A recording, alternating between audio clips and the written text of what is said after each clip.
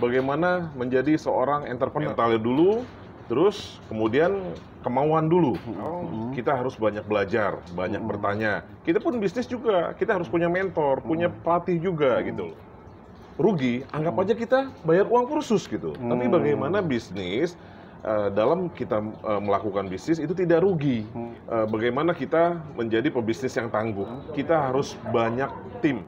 Kita kadang gini, Bang Erik, kita bisnis itu memulai dari yang kecil. Contohnya kayak sekarang ini saya menjadi distributor termasuk besar juga masker scuba ya. Kalau dia berbisnis, dia jatuh, dia langsung putar haluan. Orang-orang terdekat itu yang membuat kita mentalnya atau hasrat kita untuk memulai bisnis itu kendor.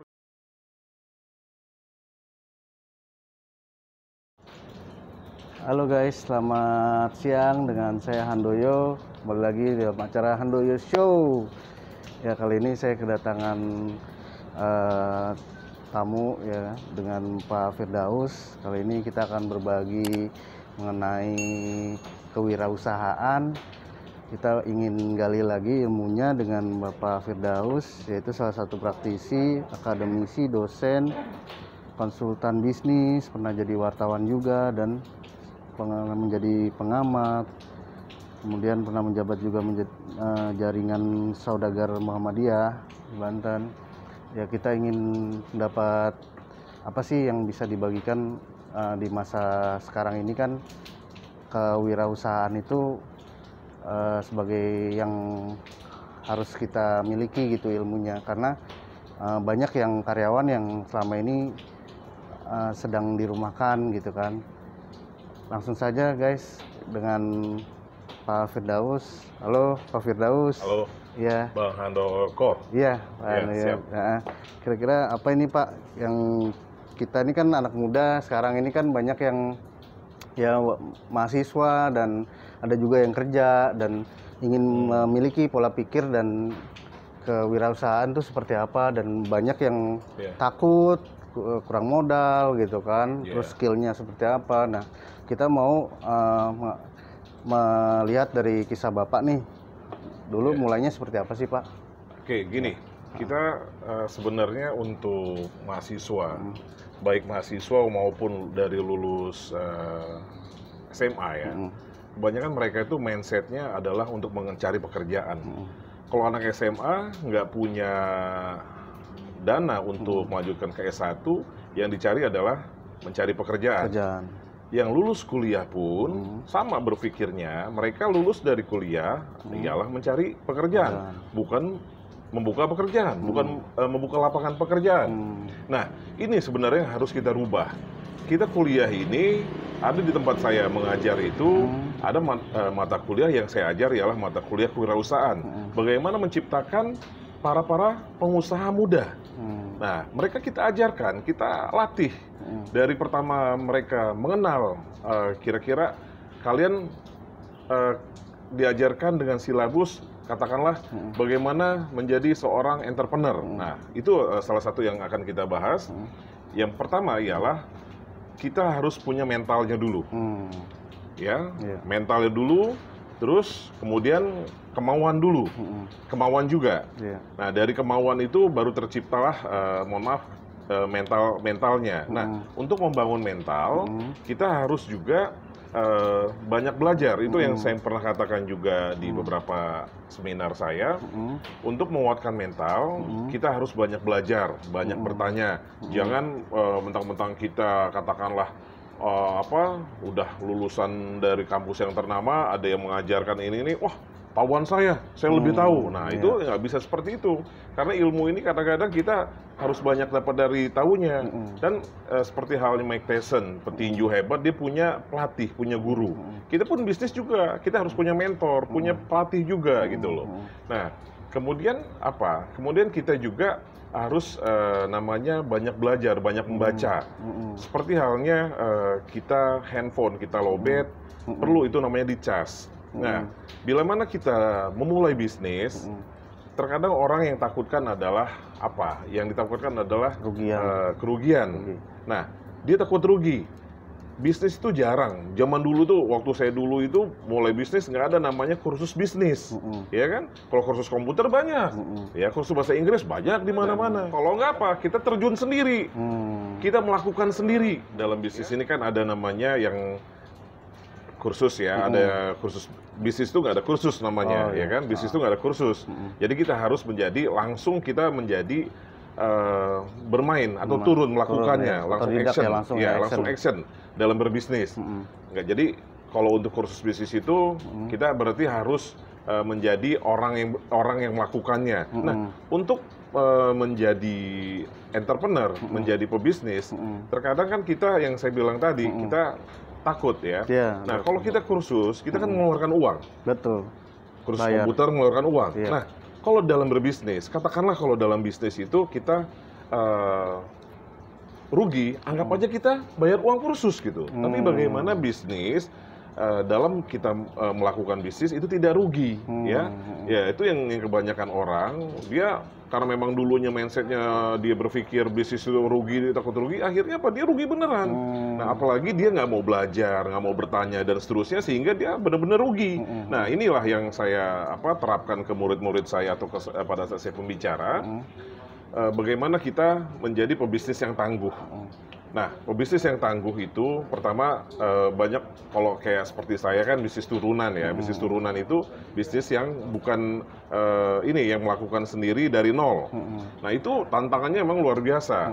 Nah, seperti halnya katakanlah kalau berbisnis, kebanyakan orang, Bang, kalau kita bisnis saya nggak punya modal katakanlah. Nah, modal ini nanti kita bahas di lain waktu karena menurut saya bisnis tanpa modal ini banyak sekali yang menyerang saya pada saat saya jadi pembicara. Nggak mungkin bisnis nggak ada modal. Betul. Nggak mungkin nggak modal uang. Nah, tapi dengan saya melakukan sendiri itu bisa saya jawab bahwa bisnis tanpa modal itu benar-benar ada gitu. Apalagi sekarang zaman online itu terjawab. Artinya bisa kita melakukannya. Nah, kembali ke pembicaraan kita yang di awal bahwa kita berbisnis, untuk menjadi pebisnis tangguh ini kita harus banyak tim atau katakanlah kita harus banyak yang saya bilang tadi, ya harus banyak relasi. Seperti halnya kayak Ronaldo, ya pemain bola lagi, Lionel Messi, dia tidak akan membawa bola itu dari gawang dia sampai ke gawang musuh itu dia nendang sendiri yang golin. Pasti ada tim serang sana, serang sini dan seterusnya sehingga dia bisa menggolkan walaupun dengan segala macam strategi, tapi tetap kita harus melakukan strategi dalam bisnis ya. Nah, terus gini, Bang Erik. Wah, mukanya Handoyo, Bang Erik Thohir ya. Amin. Nah, jadi gini, kita kadang gini, Bang Erik, kita bisnis itu memulai dari yang kecil. Itu yang saya bilang sama teman-teman. Kenapa? Kalau bisnis dari yang kecil itu kalau jatuh nggak sakit. Betul. Seperti halnya kalau kita naik tangga, tangga 1, tangga 2, jatuh kepleset, jatuh nggak sakit. Nah, sama dalam bisnis juga. Kita kalau memulai dari hal yang kecil itu, kita tahap belajar, kita melihat. Jadi pas kita katakanlah kita merugi pun, kita nggak berasa banget, nggak jatuh banget gitu loh. Nah, terus kemudian dalam bisnis kita juga harus selain mencari informasi, kita adalah mencari jaringan. Nah, jaringan dapat dari mana? Ialah dari informasi. Pada saat saya menerima proyek-proyek besar di percetakan saya, contohnya kayak sekarang ini saya menjadi distributor termasuk besar juga masker scuba ya. Nah, itu pada saat saya pertama memulai melaksanakan ini memulai bisnis masker itu, saya mencari informasi dulu. Di mana saya harus belajar, di mana saya harus tahu bahan-bahannya. Sehingga pada saat saya sudah dapat, semua itu bisa kita pegang gitu loh ya. Gitu, Bang Erik. Jadi bagaimana cara melihat peluangnya itu ya? Ya. Peluangnya, dan perlu juga sebenarnya keberanian juga ya, kalau takut itu kan takut rugi itu. Ya, itu terkadang mental itu memang diperlukan dalam bisnis. Karena apalagi jiwa muda. Tapi pengaruh juga nggak sih Pak, karena orang tuanya kerja, dia juga pengaruh. Ya, ini kembali ke mental yang tadi saya bilang tadi. Karena jiwa muda ini kadang gini, Bang Handoyo, Pak. Handoyo, Bang Erik, mukanya mirip Bang Erik ya. Jadi ini Bang Handoyo, Iya. kalau dia berbisnis, dia jatuh, dia langsung putar haluan. Dia harus putar haluan, saya masih muda ini gitu loh. Saya masih punya ijazah S1 katakanlah. Akhirnya apa? Dia berpindah menjadi karyawan gitu. Jadi bisnis itu sulit katanya. Memang bisnis nggak gampang. Kalau bisnis gampang ini semua pada lari pebisnis semua. Nah, bisnis itu memang kita katakanlah harus mental tangguh itu. Nah, mental itu saya sering ditanya kalau saya pembicara itu, Pak Firdaus, bagaimana menciptakan mental untuk para pebisnis pemuda katanya. Nah, jadi yang saya bilang tadi, kita harus menguatkan diri kita juga. Seperti halnya saya dulu masuk ke daerah premanisme, baru daerah-daerah hitam. Nah, karena saya punya bela diri, saya punya karate ya. Karena saya punya karate kan itu dilatih ya. Kita latihan terus, akhirnya kita terbentuk, kita bisa bela diri. Jadi pada saat kita masuk ke dunia mana-mana, kita tenang gitu. Kita tenang. Nah, jadi sama hal dengan bisnis. Kalau misalkan kita sudah diasah kita belajar, banyak baca, terus banyak bertanya. Akhirnya apa? Semua ilmu bisnis kita bisa. Jadi pada saat kita melaksanakan bisnis, pada saat ada masalah ini, kita udah tahu. Karena pada saat memulai bisnis itu, yang pertama kadang-kala kalau saya dulu saya membuat namanya hambatan-hambatan apa-apa dulu ya, masalah-masalah kira-kira saya bisnis ini masalahnya apa-apa dulu. Tapi kadang orang-orang terdekat itu bisikannya itu yang negatif itu kan, ngapain sih lu bisnis, kita keluarga keluarga karyawan gitu kan, orang tua dosen, karyawan terutama semua. Memang betul. Kadang gini, kayak saya ya, saya udah karyawan juga, saya dosen, artinya untuk secara ekonomi saya cukup ya. Tapi tiba-tiba saya mau mulai bisnis, ngapain sih bisnis, kan udah cukup sih, ngapain gitu. Bisnis kan bisnis begini-begini dan seterusnya. Terus ada juga waktu saya pembicara di salah satu kampus ya, Pak, saya ini kuliah, terus saya berbisnis, terus mama saya marah, ngapain ibu nguliahin kamu sampai uang banyak, toh kamu mau usaha juga katanya. Betul. Nah, jadi artinya kadang orang-orang terdekat itu yang membuat kita mentalnya atau hasrat kita untuk memulai bisnis itu kendor gitu loh. Yang tadinya semangatnya sudah tinggi, sudah kencang, tiba-tiba dengan masukan-masukan akhirnya jadi lemah. Nah, makanya saya bilang, kalau kita berbisnis ini sebaiknya kita berteman juga dengan orang-orang yang berbisnis juga. Supaya apa? Supaya kita kuat mentalnya ya. Kemudian kita dapat berbagi ilmu. Makanya kadangkala orang banyak mengatakan kalau kita berteman dengan orang jual minyak wangi, kita wanginya akan dapat juga. Dengan tukang las, kita apinya kena kita juga. Sama juga kita berteman dengan orang bisnis. Kalau dengan berteman orang bisnis, itu ilmunya kadang kita berbagi.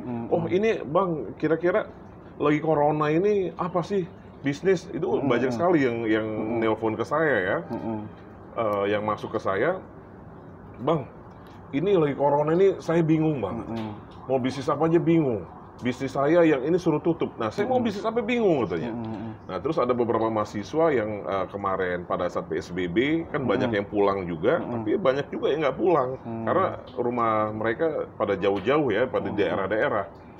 Nah, akhirnya saya dengan beberapa mahasiswa, beberapa warga juga, karena saya banyak di warga saya juga pernah saya menjadi narasumber ya, sehingga pada saat mereka punya masalah banyak yang berkeluh kesah dengan saya. Nah, karena apa?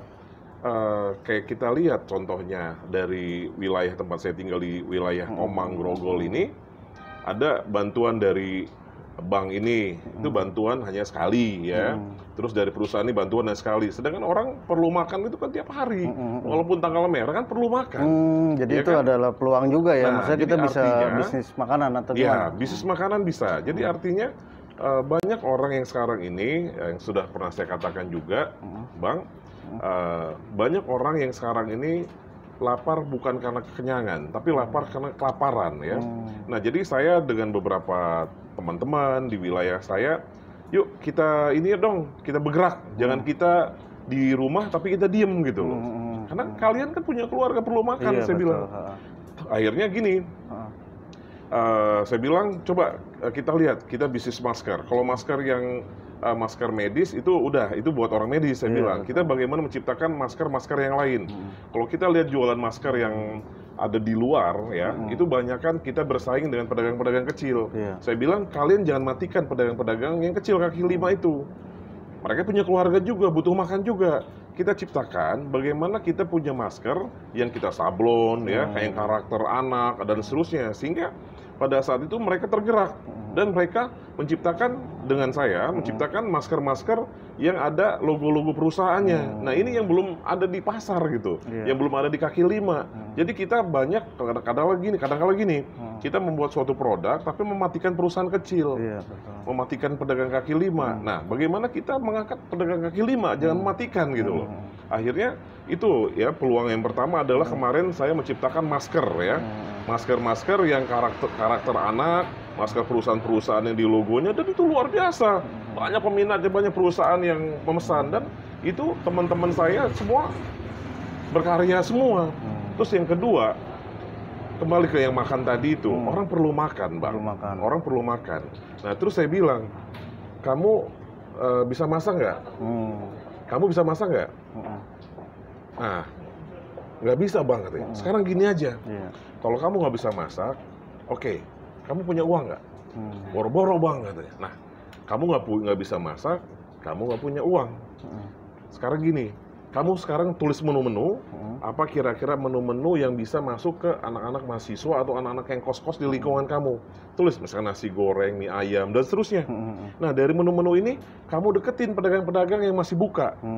Berapa harga dari dia? Nah, kamu naikkan harga 2.000 per porsi itu. Nah, kamu tawarkan, kamu datang ke kos-kosan itu, modalnya selembaran aja masukin ke kosan, atau datengin ke anak-anak kos.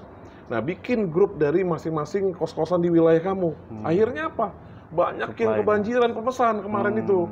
Jadi dari anak-anak kos itu mesen nasi. Jadi biar mempermudah kinerja dari yang saya tunjuk untuk berkarya itu, mereka pakai kode. Misalkan nasi rendang itu kodenya 10, nasi ayam 11. Jadi pada saat mereka pesan 11 dong.